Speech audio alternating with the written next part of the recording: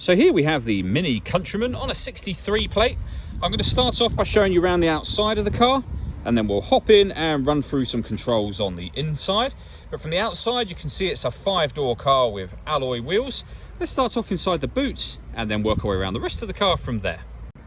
As we approach the back of the car, you'll see we have reversing sensors, plenty of boot space as well, along with the 3 individually folding rear seats.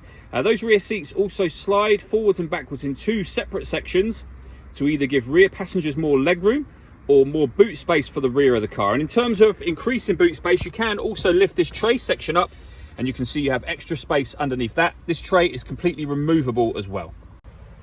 Okay, so we're just going to work our way back round to the front of the car, and then we'll hop in and run through some controls on the inside. But now that we've done a full circle of it, you can see it's in excellent condition the whole way round. Just briefly before we climb in, I think it's well worth seeing the interior from this exterior point of view. There's plenty to run through on the dashboard, so let's hop in and we'll do that now. Okay, now that we're inside the car, we're going to start with the dials. We have the rev counter in that main section, a digital readout for the speedometer, as you can see just beneath that. And underneath that, we have a trip computer, which includes the total miles for this car, and they are 51,277. The information displayed directly above that can be changed by pressing a button on the end of the indicator stalk for various bits of trip computer and fuel economy information. If we work our way over into the middle, we have the main speedometer for the car. We also have the fuel gauge just here, and then the radio beneath it. So with regards to the radio, if you press the mode button, you'll see that we have AM, FM tuner just there, DAB radio. You can also listen to music via the CD player, auxiliary input, and USB input. And you can use this button to select any of those, or you can press the button directly beneath it relating to the thing that you want to go into. If you press the menu button, you'll see that this is where you can pair your phone. We also have our onboard computer just there as well. You can change certain, or you can configure certain things within the car. And this is a phone number for Mini customer services just there. So to pair your phone, just press that button in and then look for Mini on your device and follow the instructions on the screen from there. Working our way down, we have the CD player and then climate control. So you can adjust the fan speed, so you can increase it and decrease it.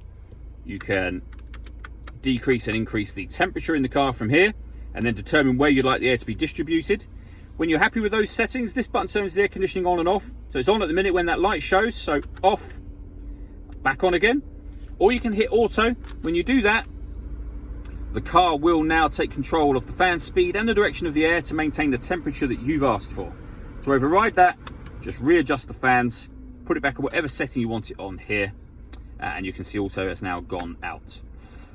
Also, you can see there's a button that says max just there. If you jump in the car on a particularly hot day, just hit max and the car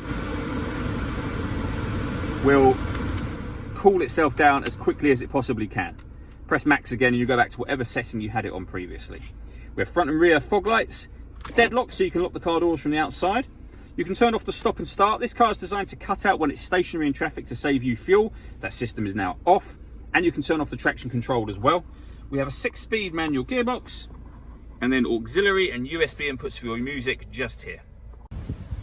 All that leaves me to say is thank you for taking the time to watch this video. If you'd like to come see the car in person and have a test drive, please feel free to give us a call here at Glenbourne's. We'd love to hear from you soon.